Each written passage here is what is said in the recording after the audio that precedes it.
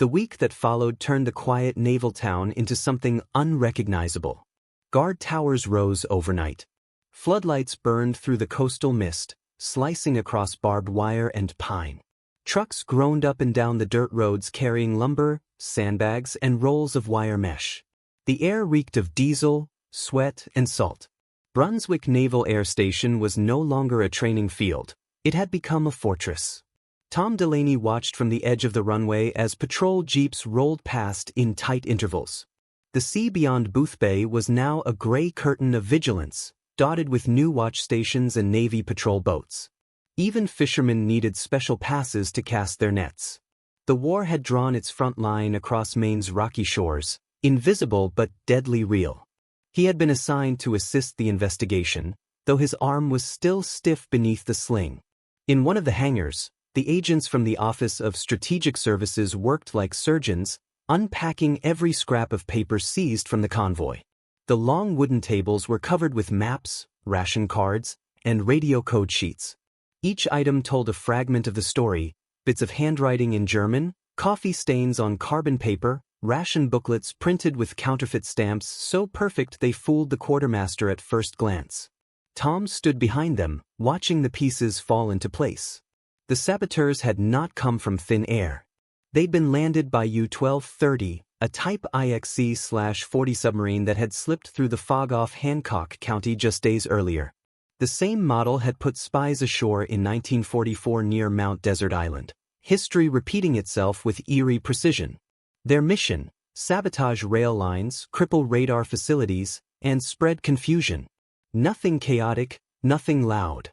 Just quiet ruin. A lieutenant from the OSS handed Tom a report, still damp from the mimeograph machine. They planned to hit the radar labs at Brunswick first, he said. Then to the Portland power grid. The explosives in those trucks would have done it. Tom read the lines twice. The neat columns of type looked harmless, almost sterile. But every word was a ghost of what might have been. He drifted toward another table, where the enemy's equipment had been laid out like a museum display. A compact Enigma here, its brass keys dulled by salt air. A 7.65mm Walther pistol. 2 compasses engraved Berlin 1943. A field notebook bound in cracked leather, filled with coordinates written in code. Everything was real, tangible, deadly, and yet so precise it almost felt elegant. Then his eyes caught something familiar, a U.S. Army radio unit mounted inside the captured truck. The tag on the side read, SE 299. He crouched to inspect it, tracing a finger along the dials and wires. It looked perfect, right down to the scuffed metal casing. Standard issue transmitter, said a technician kneeling nearby, his sleeves rolled to the elbow. Except it's not. Wrong crystal in the oscillator. They couldn't transmit, only receive. Tom frowned. So they were listening. The technician nodded. Exactly. They just needed our chatter. Convoy movements. Weather reports. Enough to hit where it hurt. Tom stared at the radio, feeling a cold pulse behind his ribs. The idea of men in stolen uniforms, parked on some Maine back road, quietly tuning into American frequencies, it chilled him more than gunfire ever had. He stepped outside, needing air. The sun was setting behind the hangars, drenching everything in gold. The line of B-24 Liberators glowed like sleeping giants, their engines ticking as they cooled. Beyond them, a group of mechanics had finished refueling and were tossing a baseball back and forth between the trucks. The leather smacked softly against palms, over and over, a rhythm older than the war itself. Tom leaned on the fence and watched the ball rise into the air, a perfect white arc against the fading sky. For a fleeting moment, everything stilled, the laughter, the motion, the hum of engines fading into dusk. It was the sound of home, of order, of something good that no war could counterfeit. Then the metallic clank of a gate broke the spell. 2 MPs were leading the captured German, the man once called McConnell, across the tarmac. His hands were cuffed, his face pale under the harsh floodlight. Tom followed them inside the hangar. The prisoner sat on a chair under guard, his gaze distant, fixed on the floor. When he finally spoke, his English was clean, his tone almost curious. "You Americans fight with games?" he said softly.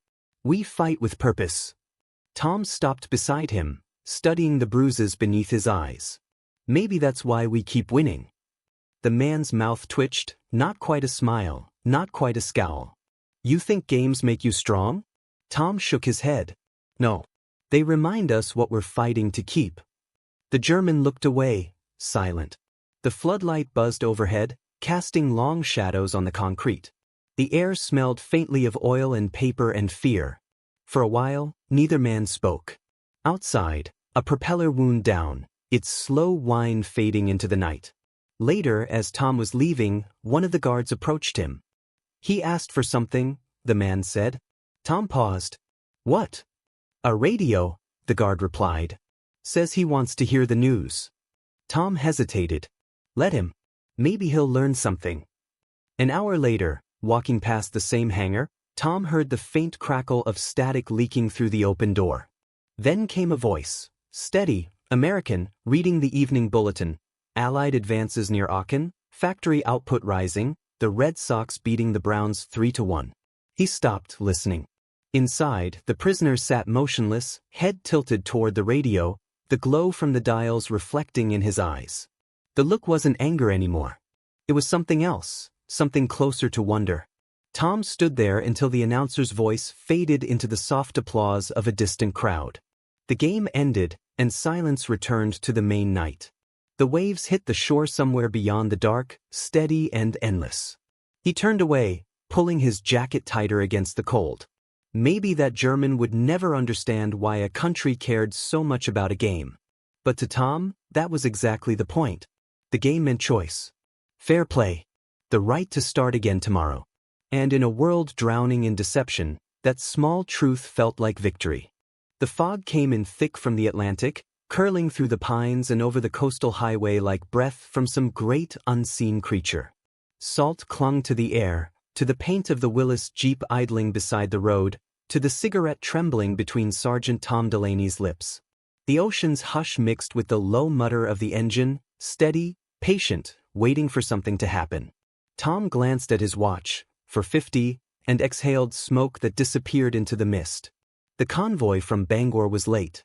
3 trucks carrying radio parts were supposed to meet him here and follow his lead south toward Brunswick Naval Air Station. He didn't mind waiting. He preferred the early hour, the quiet before the towns woke, when the war felt far away.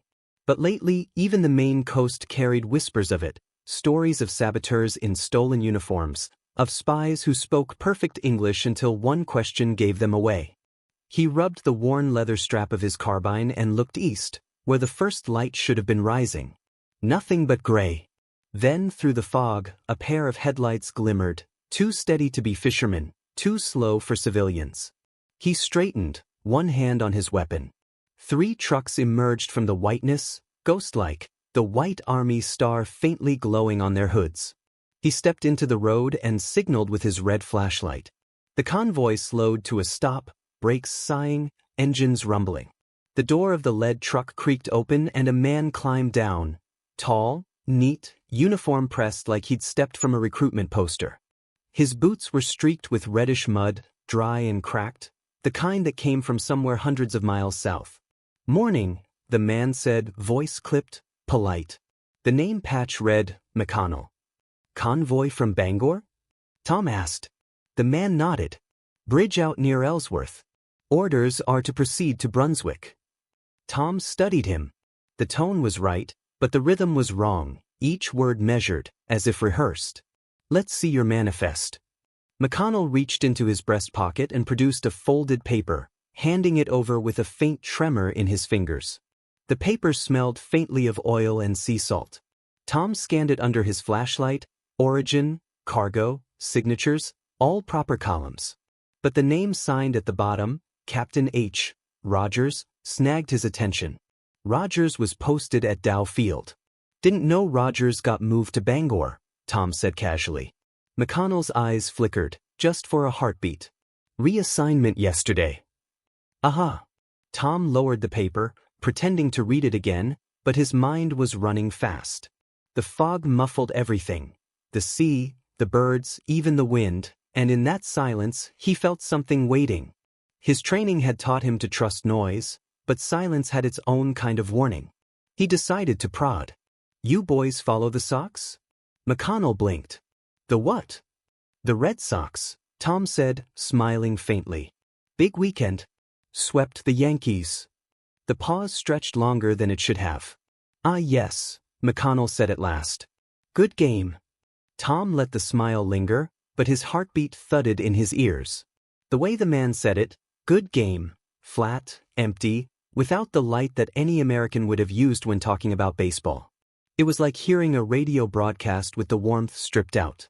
"Hell of a game," Tom murmured. He stepped closer, close enough to catch the faint tang of sweat and gasoline on the man's coat, not the musky tobacco scent that clung to every GI, but something chemical, sharp, unfamiliar. His eyes darted to the other two trucks. Shadows moved behind the windshields, faces half hidden, waiting. He gestured at the manifest again. "Let me just take another look at that." McConnell hesitated. Just a flicker, but it was enough. The next second moved slow and terrible. Tom saw the man's right hand dip toward his coat. Training screamed through his nerves, draw, fire, move, but instinct was a half step behind. He reached for his carbine as McConnell pulled a pistol from beneath his jacket, black and squat. A German Luger, its steel glinting pale in the fog.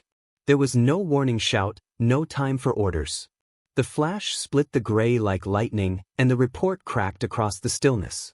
Tom stumbled back, pain burning across his shoulder, his carbine slipping from his grasp. The fog turned white-hot in his vision, his knees buckling as the world blurred. He hit the wet gravel hard, the smell of cordite filling his lungs. Through the haze he saw the impostors scrambling, shouting in German, the words sharp, guttural. Another truck door slammed, another shot rang out. Tom rolled, teeth clenched, dragging himself toward his rifle. He fired blind into the mist, 1, 2, 3 bursts, until a figure dropped with a heavy thud beside the road. More gunfire. Echoes swallowed by the fog. The gulls screamed overhead, startled from the cliffs.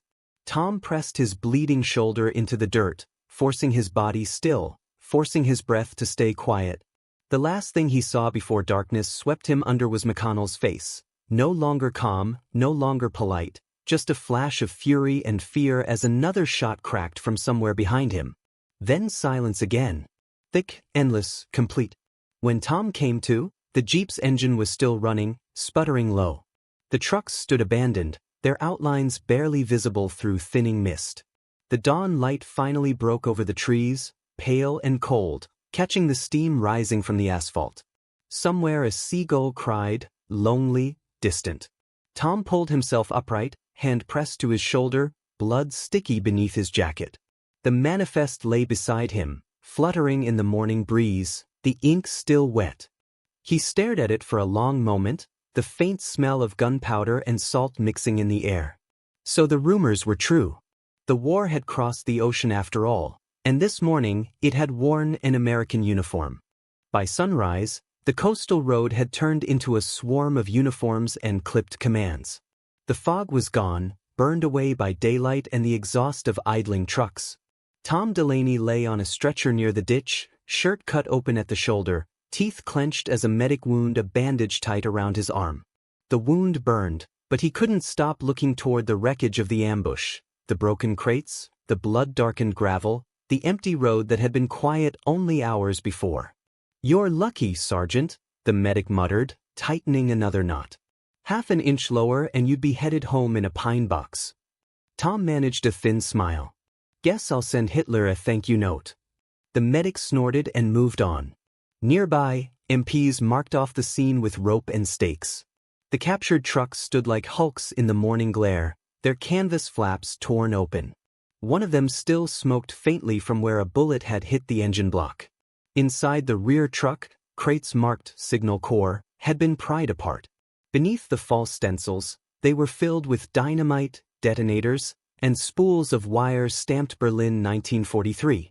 Captain Albright from Naval Intelligence crouched beside Tom, his khaki uniform crisp despite the chaos. "You did good work, Sergeant. You stopped Operation Elster before it reached Brunswick." Tom blinked at him. "Elster?" "German infiltration plan," Albright said, flipping through a notepad. They came ashore by U-boat last week near Hancock County. Been posing as army convoys ever since. Goal was to sabotage the radar equipment at Brunswick Naval Air Station. We didn't think they'd get this far north. Tom let out a low whistle. Guess I picked the wrong day for a smoke break. Albright gave a tired grin. You asked the right question. Baseball. Seems our boys overseas aren't the only ones playing games of chance. Tom chuckled despite the pain. Guess that one skipped practice. Albright nodded, closing his notebook. We've been trying to find a word, an accent, something. Didn't think it'd be the Sox. Tom stared past him, eyes drifting to the shore where the sea glimmered through the trees. Baseball. The thought came to him with a pang of nostalgia, the smell of hot dogs and linseed oil, the way the bleachers creaked when the crowd rose for a fly ball. He'd sold popcorn at Fenway when he was a boy, shouting between innings until his voice went hoarse. When the draft came, he'd told his father war would just be another road game. But there were no innings here, no crowd to cheer the home team, just mud, smoke, and silence. He'd fought across North Africa, seen men buried under dunes, faces turned toward a sky that didn't care. Sicily had been worse, waves dragging bodies back into the surf. He thought this quiet coastal duty might feel like home again. But now, staring at those trucks, he realized the war hadn't stayed overseas. It had learned to speak English and steal uniforms. By evening, floodlights lit the road like a stage. Investigators in white armbands photographed the scene while MPs loaded the dead imposters into ambulances. Tom stood unsteadily, shoulders stiff beneath his bandage, watching the medics lift the last body. Only one man had survived, the one who called himself McConnell. He sat on the tailgate of a truck, wrists bound, staring at the ground. His blonde hair caught the light, his jaw tight with defiance. When Tom approached, the man looked up, his blue eyes sharp and young. You knew, the German said quietly. Tom took out his cigarette pack, shaking one loose. Yeah. You tripped on baseball. The man's mouth twitched, halfway between a sneer and a smile. I studied. The Yankees. The Dodgers. Even the Red Sox. I memorized names, numbers. But I never understood why. Tom flicked his lighter and drew in smoke. The matchlight painted his face in orange for a heartbeat before the dark swallowed it. Why what? Why you care so much about a game? Tom exhaled slowly, watching the smoke curl into the floodlight beams. Maybe because it reminds us who we are. Every game starts over clean. No lies, no disguises. Just a man, a ball, and a fair shot. The German tilted his head, studying him as though the answer itself were dangerous. That, he said finally, voice low, is what makes you dangerous. Tom looked at him for a long moment, then turned away. The ocean was a dark whisper beyond the trees. Somewhere out there, a submarine still waited in deep water, silent, unseen. He wondered how many more men like this one were slipping through the fog tonight, wearing their faces, their words. He limped toward the jeep, the sound of engines fading behind him. The night was cooling fast, the scent of seaweed and gasoline mixing in the air. He could hear Albright talking to the MPs, words sharp and clipped, but they felt far away. Tom slid into the driver's seat and stared at the road stretching into darkness. His shoulder throbbed in time with his pulse. The headlights carved two narrow tunnels through the fog, just enough to see ahead, but not far enough to see what waited beyond. He thought of Fenway again, the cheers, the lights, the green expanse of outfield grass. In war, nothing stayed green for long. Still, he found himself whispering a score under his breath, a small ritual against the night. Red Sox 5, he murmured. Yankees 3. And for a fleeting second, as the ocean wind lifted the fog from the treetops, he almost believed the world could be that simple again. By the first week of September, the air along the Maine coast had turned heavy with the smell of rain and pine. The leaves were just beginning to bronze, and the roads shimmered with puddles that reflected the gray sky. Tom Delaney rode in the back of a canvas-covered army truck, the wheels grinding over wet asphalt, mud splattering against the fenders. Across from him sat the man once known as Sergeant McConnell, now stripped of the name, stripped of rank, His real identity revealed as Oberleutnant Karl Weiss of the German Navy. His wrists were bound loosely in front of him, the cuffs clicking faintly with each turn of the truck's wheels. Two MPs sat near the tailgate, rifles slung over their shoulders, half dozing as rain hammered the roof. Weiss sat very still, his posture straight despite the motion. His face looked older in the dim light, though Tom knew he couldn't be more than 30. Shadows pooled under his eyes. Tom reached for a canteen and tossed it across the wooden bench. The German hesitated, then took it, sipping carefully before handing it back. "You could have killed me," Weiss said, his English low and steady, touched by an accent that made the words sound deliberate. Tom shrugged, wiping the rain from his sleeve. "Could have. Didn't seem sporting." A faint smile tugged at the corner of Weiss's mouth. "You think this war is a sport?" Tom leaned his head back against the metal wall of the truck, listening to the rain. "No. But I still believe in rules." For a while neither spoke. The truck bounced along a rural road lined with half-harvested cornfields and wooden barns sagging under the damp. Now and then, they passed small towns, clusters of white houses and church steeples that looked untouched by war. Children waved from porches as the convoy rumbled by, mist curling around their bare legs. They thought every uniform meant hero, every truck meant victory. Weiss watched them, his expression unreadable. "They don't know," he said finally. "No," Tom agreed. "And maybe they don't need to." Hours later, they reached a rest depot outside Portsmouth. The rain had slowed to a drizzle, the clouds thinning into pale ribbons across the horizon. The MPs parked the truck beside a supply shed and went inside to fetch rations.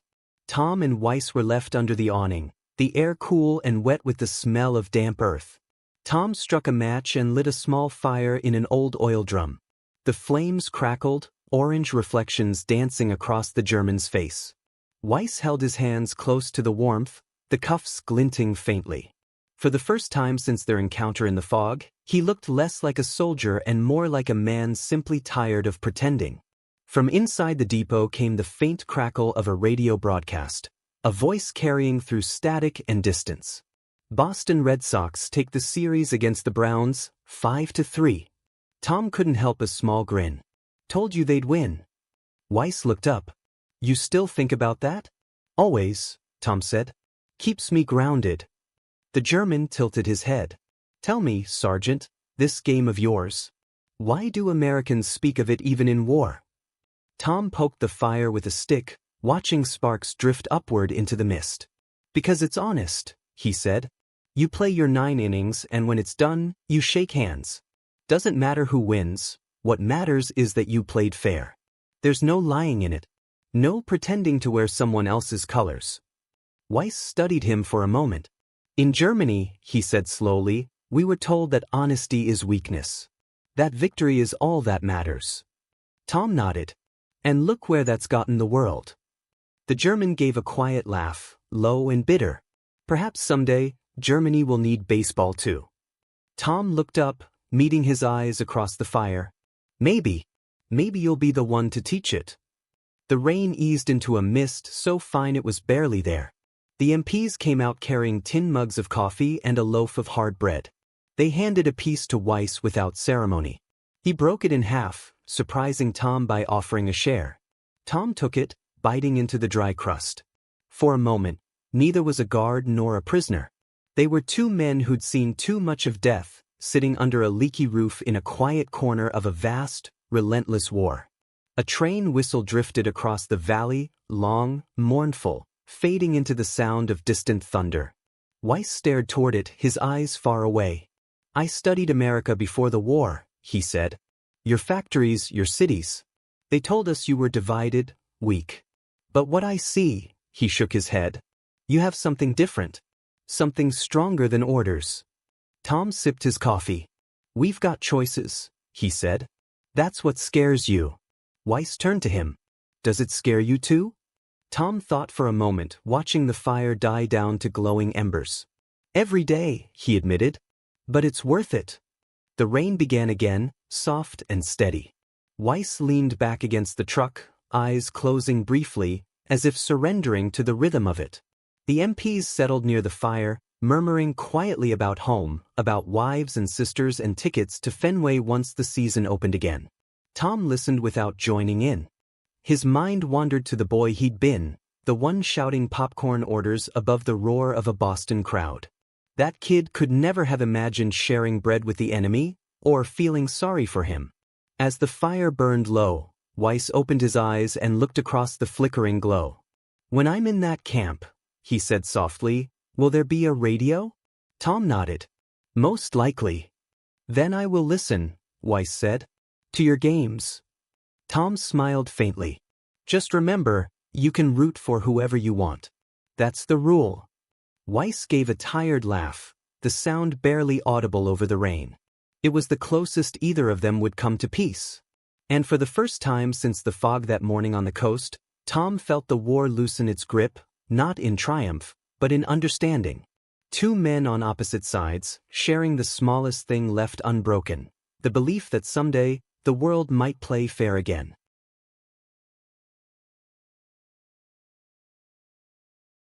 By late autumn, the war rolled on like an unstoppable machine, and the foggy ambush on the Maine coast faded into rumor.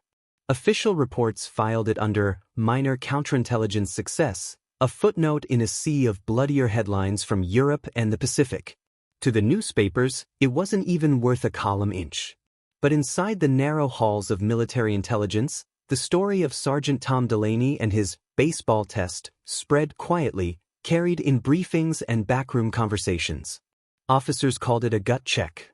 A simple question that cut deeper than any cipher. Who are you, really? Tom didn't think much of it. He returned to routine duty at Brunswick, patching radar cables, inspecting supply convoys, doing his best to forget the faces of the men in stolen uniforms. But sometimes, walking the base at dusk, he'd catch the scent of damp pine and diesel, and he'd see them again, silhouettes in fog, the flash of a Luger, the impossible moment when the Atlantic itself seemed to breathe war onto American soil. The world around him was moving faster now. The Allies were pushing through France. Headlines shouted about Paris liberated, Aachen fallen, Patton on the move. Every victory felt distant, like a cheer from a stadium too far away to hear clearly. Then, in November, a letter arrived from Fort Devens. The envelope was official Army stationery, stamped confidential. He sat on his bunk, tearing it open with a thumbnail. Asterisk, the prisoner Weiss cooperates fully. Requests English-language newspapers. Frequently asks about baseball. Asterisk. Tom read it twice, then smiled, a small, private thing that never reached his eyes. He folded the paper carefully and tucked it inside his field journal, next to his pending discharge forms. The rain outside beat against the window in slow rhythm. Somewhere in the distance, a radio played a scratchy broadcast. Asterisk, Glenn Miller's Moonlight Serenade. For the first time in months, Tom didn't feel angry. Just tired in a way that sleep never fixed. When the war finally ended the following spring, he stepped off a train in Worcester carrying nothing but a duffel bag and a cigarette tin filled with old ration sugar. The air smelled of thawing soil and the faint sweetness of burning coal. Church bells rang downtown. The war was over, they said. The world was whole again. But when he lay in his childhood bed that night, staring at the water stains on the ceiling, he still saw that fog, still heard Weiss's voice asking why Americans cared so much about a game. Weeks passed. Factories shifted from ammunition to automobiles, and storefronts hung bunting that said "Welcome home, boys." He tried to feel like one of them, but he found himself scanning faces in the crowd, searching for something he couldn't name. In April, when baseball season began, he took the trolley to Boston. Fenway Park was alive again, a living, breathing thing made of grass and dust and noise. The ticket booth line curled around the block. Soldiers in clean khakis laughed beside kids clutching programs. Vendors shouted about peanuts and cold root beer. For the first time in years, no one was counting bullets or watching the sky for planes. Tom walked through the gate and stopped halfway up the stands. The field spread before him, green, wide, perfect.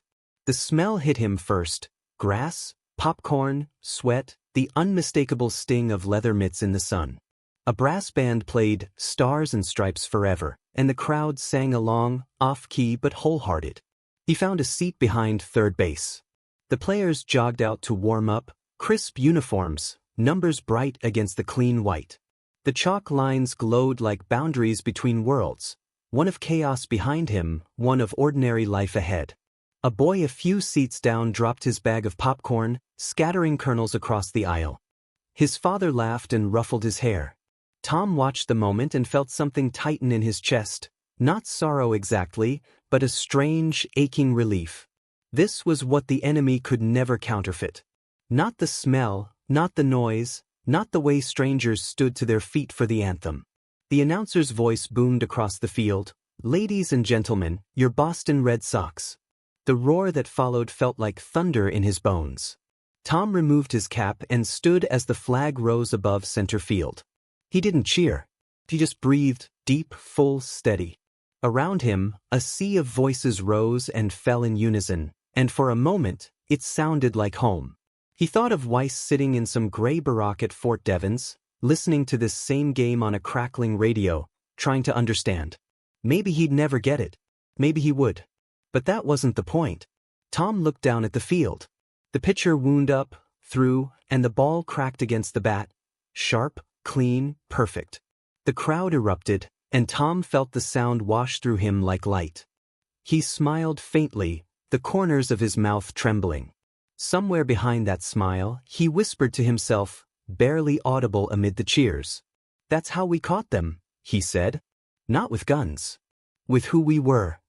The words lingered like smoke in the spring air. The next pitch came, the crowd swelled again, and for the first time since the war began, he didn't feel the weight of it anymore. When the umpire called, "Play ball," the sound echoed through the stands, bright and final. Tom lowered himself into his seat, hat in his lap, and felt something inside him settle, not victory, not pride, but peace. For the first time in years, the world seemed fair again. And somewhere, deep inside the noise of the crowd, the last echoes of war finally drifted away.